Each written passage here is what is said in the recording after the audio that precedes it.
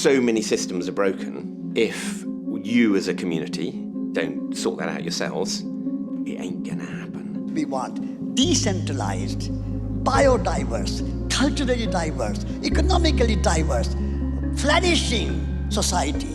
This movement is about creating a more beautiful reality for everyone. To be truly ecological, the economy has to be localized.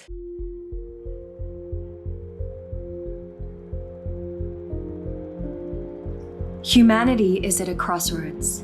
The choice is stark. Either we continue to deny reality and face inevitable ecological and social collapse, or we join the countless numbers of people on every continent who are forging a very different path. For thousands of years, our cultures were finely tuned to the infinite diversity of the natural world. The way we lived our lives and the stories we told reflected our deep spiritual connections with life around us. Our skills were born of an evolving dialogue with the sun and moon, with water, plants, and animals. Human life in sustainable balance with the rest of creation. But in recent times, we have lost our way.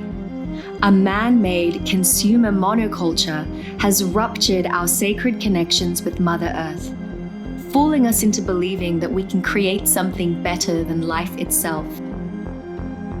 A toxic combination of speed, distance, and scale has made care and accountability obsolete,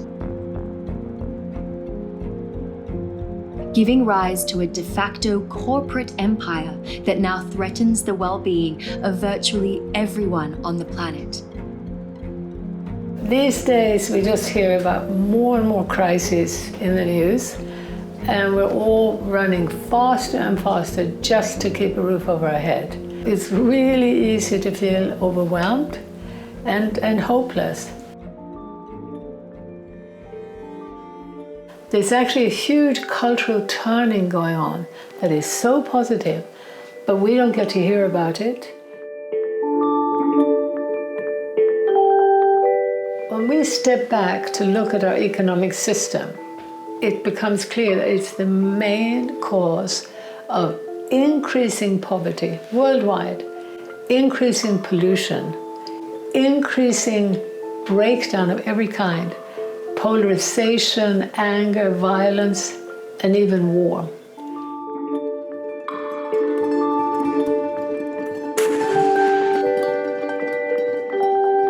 And we need to look at the fact that from the outset, the modern economy was actually created by global traders. And they started extracting wealth by driving people away from the land and away from producing things for their own needs to producing for the traders. We're at a remarkable time in history right now. There's no question about it. We're standing on the precipice. And the precipice is one that's caused by people like me when I was an economist. I was chief economist, but really as an economic hitman. And my job was to convince countries with resources our corporations coveted to basically turn those resources over to us. And we did this through debt, we did this through loans, we did this through building infrastructure. The World Bank and the IMF were set up near the end of World War II to rebuild the economies of Europe. Later they began offering loans to poor countries, but only if they privatized their economies and allowed Western corporations free access to their raw materials and markets.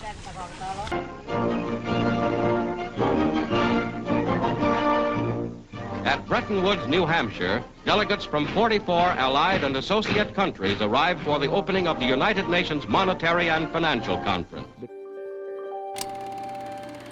Since the Second World War, the grip of the global financial institutions has only intensified. In the name of free trade, governments on both left and right have handed over more and more wealth and power to multinational banks and corporations. They have promoted the concept of a free and fair market, while actually using taxes, subsidies, and regulations to favor global monopolies. in the process destroying the rich fabric of smaller, place-based economies all around the world. We were a kind of champion of Westernization, Americanization, and globalization. What we are experiencing now is not just an ecological disaster, but it's a cultural disaster. Life is becoming harder and harder. The gap between the rich and poor, widening. And poverty is really increasing rapidly. One of the big lies about why growth is necessary is that people will tell you that you need growth for poverty alleviation. The way that growth operates, it's operated in tandem with a real negative redistribution of wealth and income. So the benefits of growth, the wealth from growth, has been captured by an ever smaller minority of people, and ever larger amounts of the population are having to live with the damaging consequences of growth. If you and I have our car stolen, we have to buy a new car, it's good for GDP. If the water is so polluted, we have to buy it in bottles, great for GDP. If we get cancer, great for GDP. If we plant a garden and eat healthy food and stay healthy, that's bad for GDP.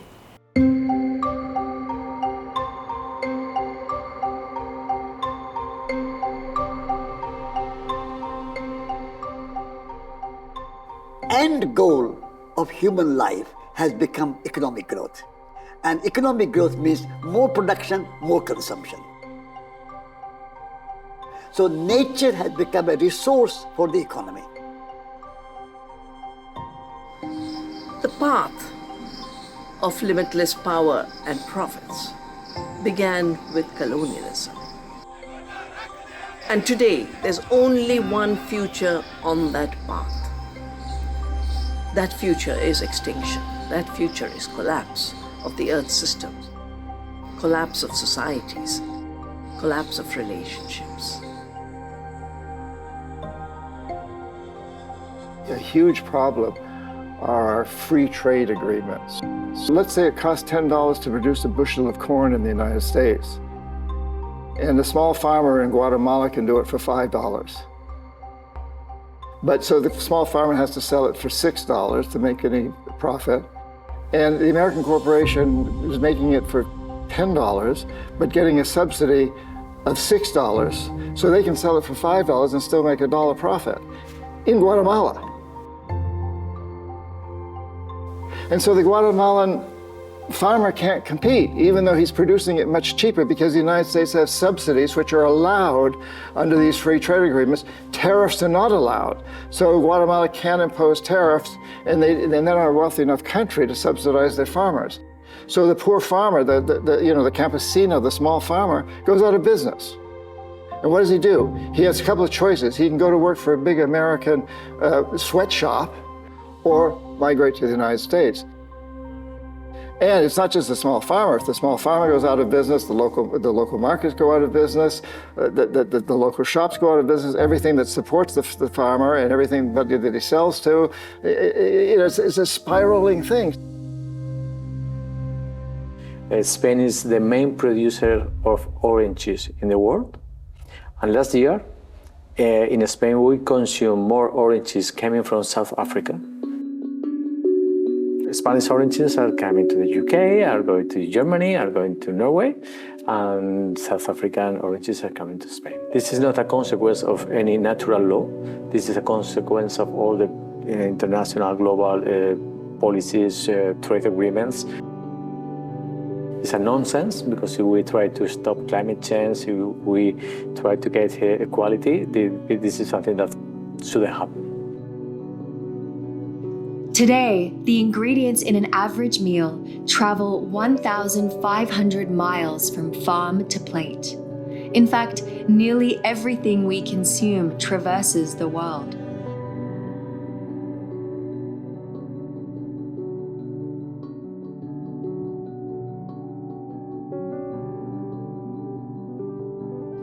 A vast network of ever larger ports, airports, and superhighways shuttle identical products back and forth, all courtesy of so-called free trade agreements.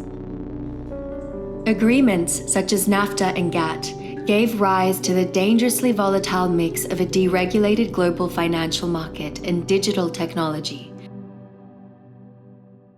All the international maritime and air transportation, the emissions from this are not accounted by any country. Just think of all those vessels with all kinds of commodities from China to everywhere, from mining, with soy, with oil, with liquefied gas. Those emissions are nobody's emission, because one of the key assumptions of the climate policy is that you cannot harm trade. Governments are handcuffed, but they actually handcuff themselves by signing these treaties, as they said, that allows corporations to sue a government if the government passes a law that could, not even does, but could reduce profits. Worst of all, what court does it go to? It's a corporate court, right? It's not just a regular court of law. So the idea that you are, as a government, whose obligation should be to protect the health and the environment of your country and your people, are signing away your right to do so. Surely this can't be the case.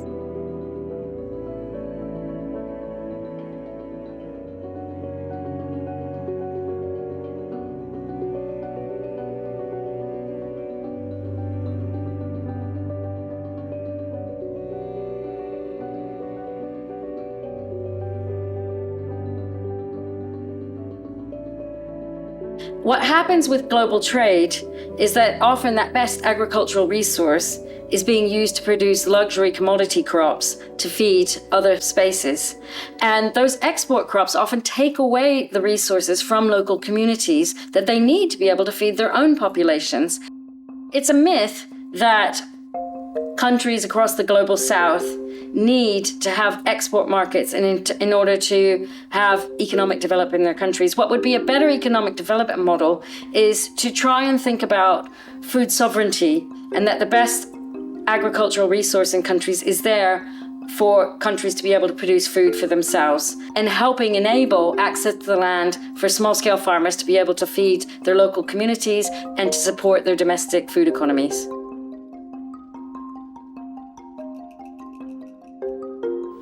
And in Africa, we have stood up with our 2 feet to defend our food systems, which we believe is right now is under threat by the green revolution in Africa, which is being driven by the corporates, which actually do not feed the majority of us. We are actually moving around in all the 54 countries in Africa with My Food is African campaign. My Food is African campaign is a campaign which is emphasizing that we need to eat food that is African, that is homegrown. Globalization ruined diversity in our food and ruined diversity of our culture, ruined diversity of thinking. It ruined everything. So now people, the whole country, think the same way and do the same thing. That means work hard to make money. Don't care about themselves. Don't care about nature. Don't care about family. Don't care about anything. Money is number one. Because of the concentration of power and wealth in global corporations, essentially, virtually every avenue of knowledge has been colonized. So that's from schools to universities, it's of course in the media, and it's even in mainstream science. So what we're seeing there is a narrative that ultimately supports profit for the few, not humanity or life itself. This colonization of the mind, this mind pollution, has taken many forms. Among other things, it still promotes this romanticized idea of an amazing, successful, happy consumer culture in the West. And it's being pushed on rural people around the world to make them feel backward and stupid. Right, I'd climbed all the towers that were promised to be highways to heaven, and they didn't lead to anywhere promising. And it was from those heights I started to notice the losses I had experienced, but couldn't even name at that point. See, to be educated where I come from is to be educated out of context. It's to be teased away from contextuality. It's to be decontextualized. So there was hardly any awareness of my language, my stories, the stories of my people. There's a saying, the white teacher who brought the pencil also brought the eraser. And so what's being erased? So we're told, as I said, our grandparents don't exist anymore. We're told that our territories, our lands don't matter. We're told that our hands and our bodies don't matter. We're told that our ancestors don't matter. The dominant education system is designed to destroy our connection to self and to place and to community. Education has just created me as a part of the system, like an agent for the system, and hasn't taught me social innovation and how to change the system and make the system better, or it just shows you how to maintain something that creates privilege for few. I think we are waking up when we start working and we see that our work is not making any difference in the world. Like if I was working in marketing and creating an advertisement for big companies, and I was like, why am I doing that? Why am I using my life to make more money for people who are already billionaires? We are dehumanized, basically, without knowing it, without seeing it, because it is the way we grow up.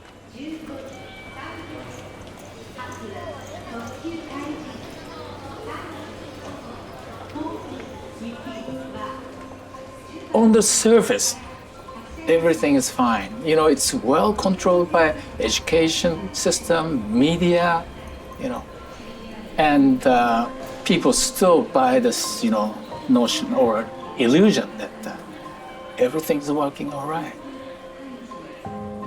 As the cost of living increases, our interactions have become increasingly brief and transactional, and we're encouraged to seek belonging through consumerism, stuffing a void in ourselves instead of addressing our spiritual need for connection to others and to nature.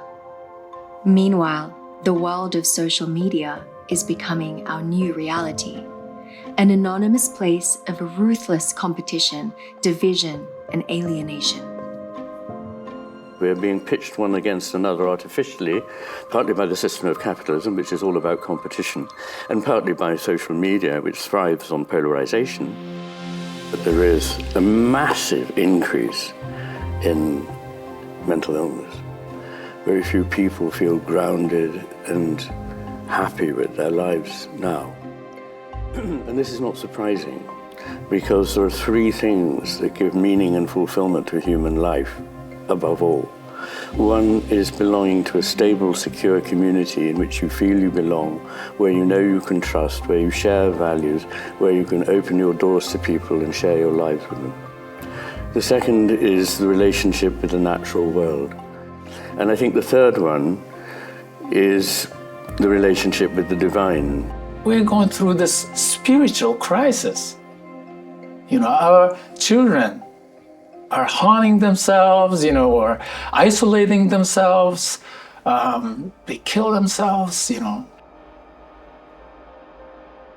In my world, this pandemic of depression and increasing suicide rates among young people globally is almost like an expected outcome of the global economy and the fragmentation that we're experiencing within psychiatry and within mental health.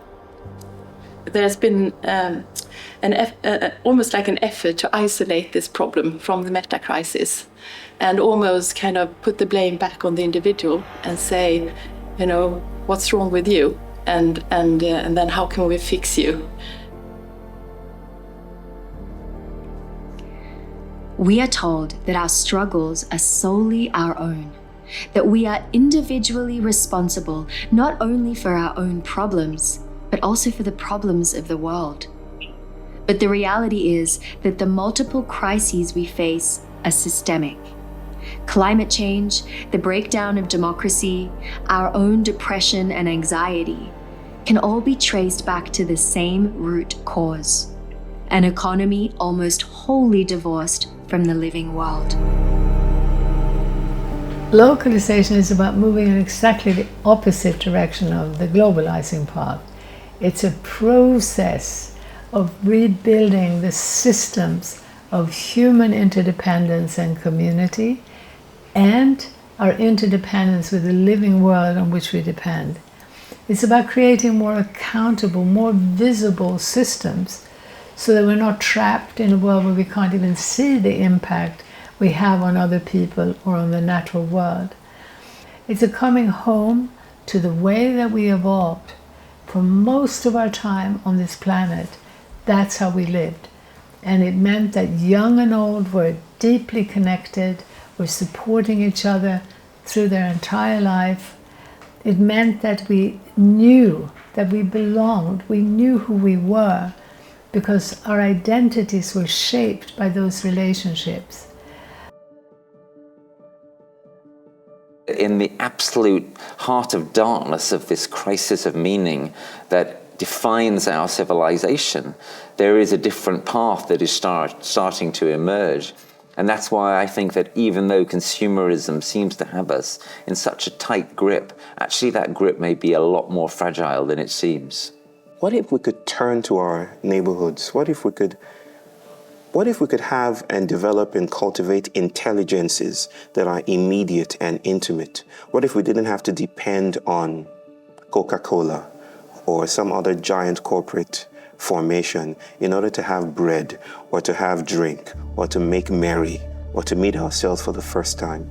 There is this deep yearning, the deep longing for connection to community, to come out of our isolated homes into a place where we feel like we belong. If we go further back into understanding how to be in the flow of the cycles of time, the natural cycles of nature, then we may have true progress as opposed to this artificial progress, which is progress towards destruction. If enough of us actually feel into these values we're talking about of deep connectedness, and in addition to really orienting our own lives towards doing what we know is needed, like locally and together and in our communities, also making bridges, looking at what others are doing around us and amplifying the work of others. So as a coherent, cohesive global network of change, we might develop enough power to make that transformation happen in time. Well, I mean, what is localization really about? It's about increasing the density and the complexity and the richness of local connections, with people and places and beings, plants, animals, water, air, like all of the things that create a place. We all need to be rooted in a place. So our economy has to be rooted in a place. Our politics has to be rooted in a place. If we are changing the systems of our basic needs, meaning that if we change the way we produce and consume and distribute things like our food, but also energy, also transport, doing that, we can develop pathways towards much more healthier and fair communities and through that society. If we want to create a better future, we need to first remember our past. We are not a cancer on the planet. We have the potential to be a regenerative keystone species, as was said. And the truth is, none of us would be here if, for the long arch of our journey as a species, we had not been gardeners and careful tenders of the ecosystems and the bioregions that brought us forth.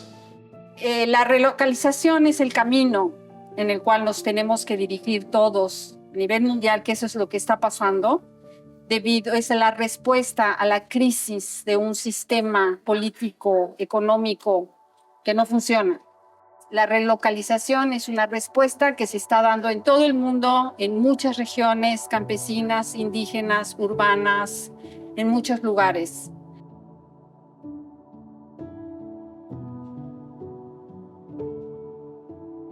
Localization isn't about withdrawing from the world or only being concerned about our own needs. On the contrary, it's about genuine democracy, prosperity and well-being for the entire global population.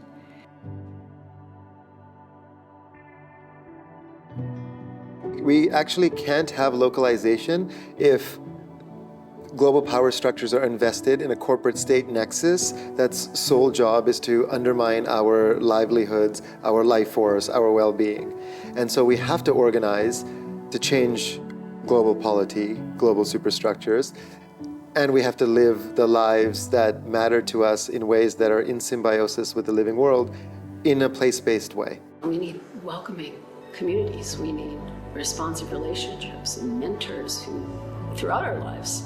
And we need play and nature, immersion, and connection, and healing practices to get us back in balance with one another, with ourselves, with nature. And so it is a restructuring issue, and I think it fits very well with localization.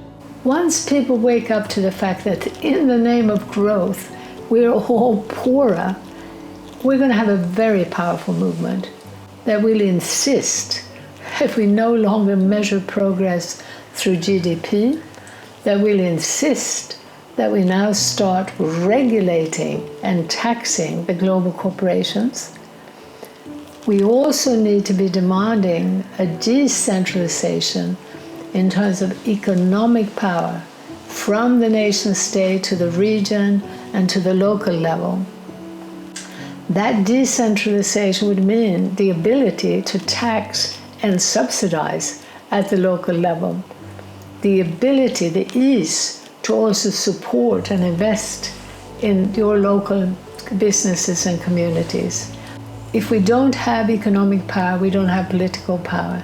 So we really want to encourage the decentralization of the economy as a priority. And with that comes the decentralization of real political power. We've demonstrated that we can change not just economic policy, but the layout of our towns and cities, that we can revalue the kind of work that people do and shift economic purpose, change what companies are producing almost overnight when the will is there.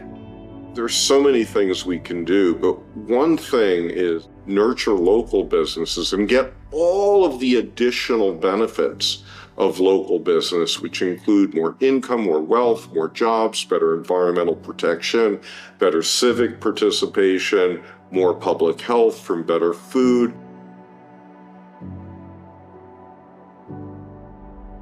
Wherever you go, it can be in a small city, little town, village, big neighborhood, everywhere you can find alternatives happening. Or it can be something small, it can be something bigger, but there's always people trying to transform the place where they live. For me, that's something powerful. That's something that often when you are in your own little project, you feel lonely, you feel alone. And I think it's very important to understand that we are many. There is so much happening. Everywhere you go, there is so much happening. You never read those stories in the papers, you never see them on TV, but they're all out there. We need to start modeling the changes that we need to see at the community scale, at the local level. We need to be looking at local economies as the foundation for this, making those economies more diverse, more resilient, and increasing community ownership and democracy. We should feel so blessed to be alive at this time because we have a tremendous opportunity to really change things, to do something that's never been done in history. There have been a lot of empires that have collapsed. All of them have collapsed, and this one's collapsing, but we have an opportunity to turn not this empire, but to turn our vision of the world that creates empires at all into a very different vision.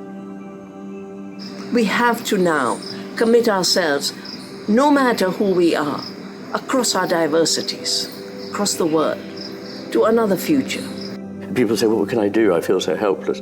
Here am I, this small person, and there's this vast earth, and then there's an infinitely vaster cosmos, which means that none of this means anything.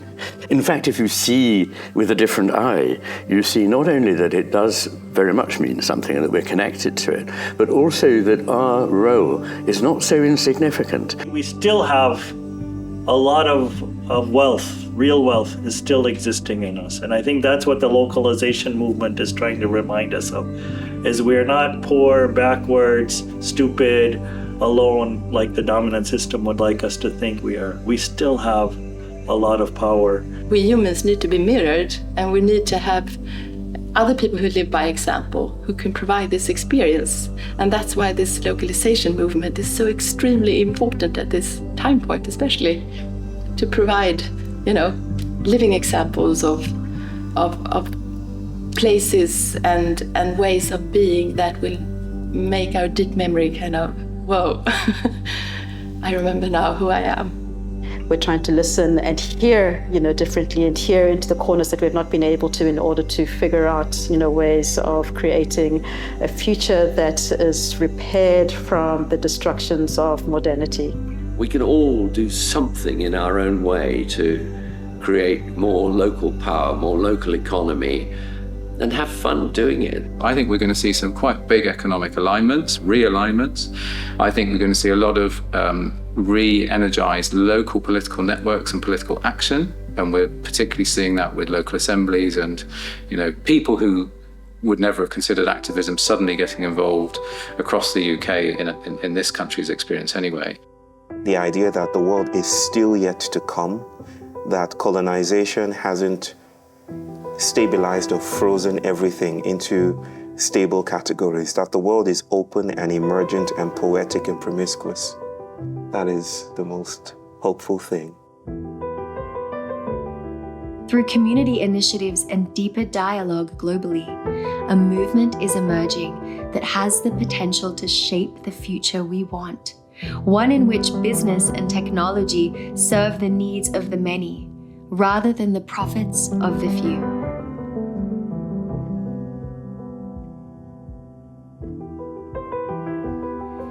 Join us in this worldwide movement. Together we can turn the tide away from the destruction of ourselves and the planet and return home to Earth, to a local future.